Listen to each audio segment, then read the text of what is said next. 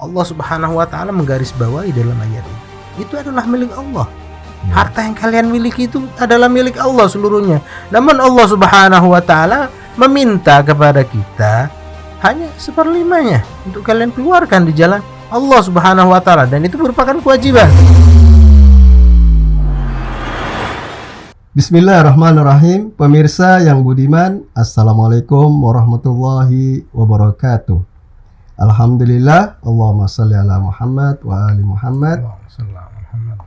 Masih bersama saya Ustadz Said Muhsin Syahab. Ahlan wa sahlan dalam bincang humus dengan tema bukankah ghanimah itu harta rampasan perang. Sebagai mukadimah, kami bacakan sebuah riwayat dari Imam Kadzim alaihi salam. Beliau ditanya tentang humus.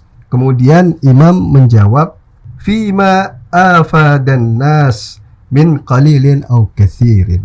Bahwasanya beliau bersabda, humus tidak terbatas pada harta rampasan perang, tetapi semua yang diperoleh oleh kita semua, baik itu sedikit maupun banyak.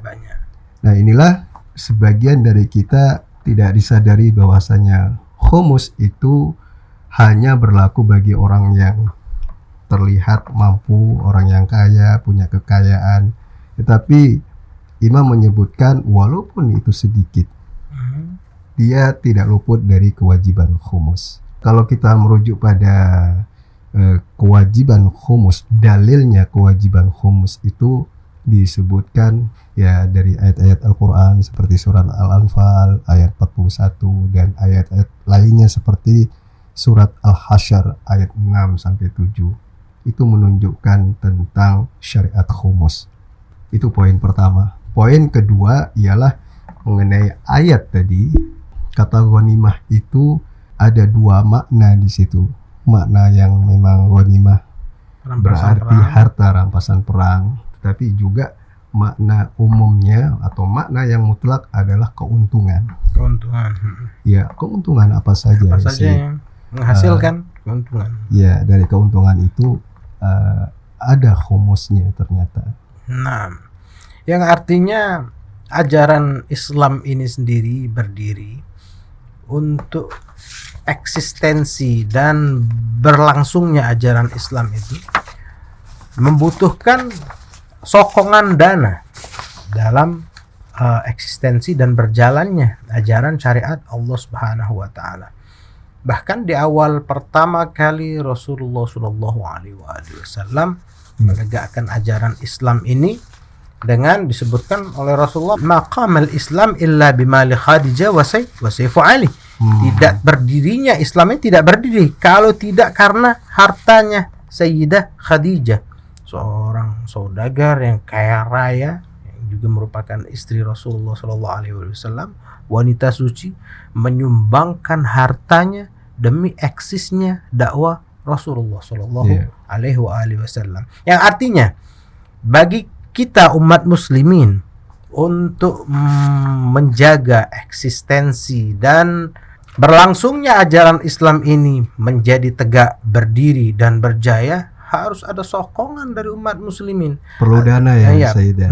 Perlu dana, entah itu dari zakahnya ataupun itu dari khumusnya.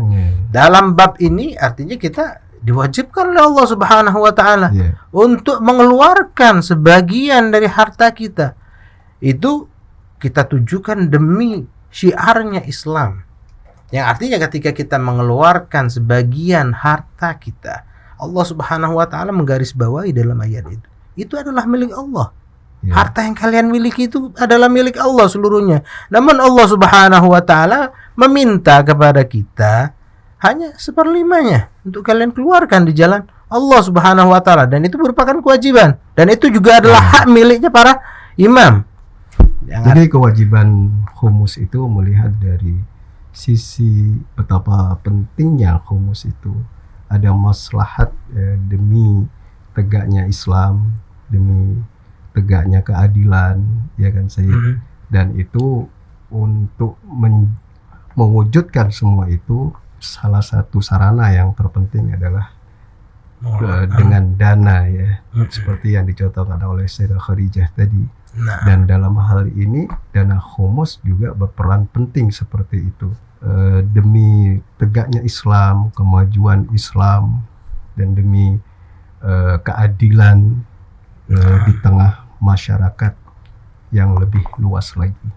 ya, artinya di dalam ayat Al-Quran pun juga menegaskan tentang itu. Khudh min amwalihim, yang artinya ambil dari harta mereka itu. Ya. Tujuannya juga untuk mereka, untuk membersihkan jiwa mereka. Yang artinya dengan kita mengeluarkan sebagian dari harta yang kita miliki, itu adalah demi penyucian diri atas dosa-dosa kita, atas penyakit-penyakit yang bersemayam dalam hati kita. Itu penyucian dirinya itu melalui apa? Ya. Melalui dengan mengeluarkan sebagian harta kita. Ya, kembali kepada 2 poin tadi Sayyid, bahwasanya kewajiban khumus itu menurut fuqaha dalam argumentasi mereka itu, bahwasanya khumus itu dikatakan min daruriyatiddin, Daruriyatiddin. perkara-perkara yang gamblang dalam usul maupun dalam furu, bahwa salah satu perkara yang sangat gamblang di tengah muslimin itu adalah khumus. Ini yang membuktikan bahwasanya khumus itu wajib dilaksanakan, adalah perintah yang menunjukkan wajib.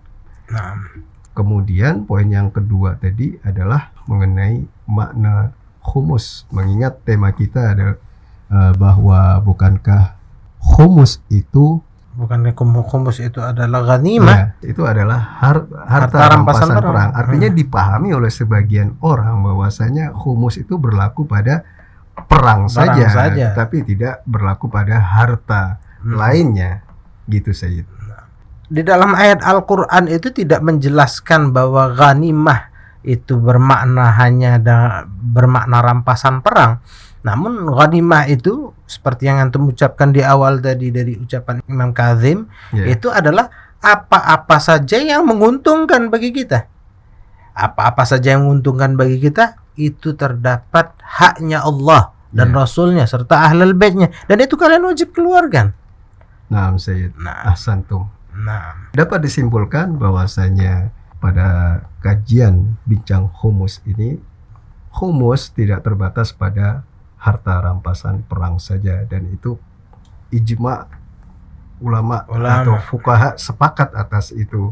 Tetapi juga berdasarkan hadis itu dan dalil-dalil lainnya juga disebutkan semua keuntungan apapun itu yang diperoleh dari usaha kita, pendapatan, dan aturannya di dalam fikih diterangkan, yaitu kelebihan daripada pendapatan itu adalah kewajiban wajib dikhumusi.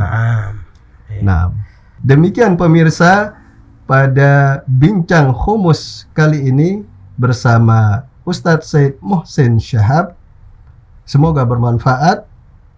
Wabillahi taufik wal hidayah. Wassallallahu ala Muhammad wa ali Muhammad. Dan Mustafid peduli dan terpercaya. Wassalamualaikum warahmatullahi wabarakatuh.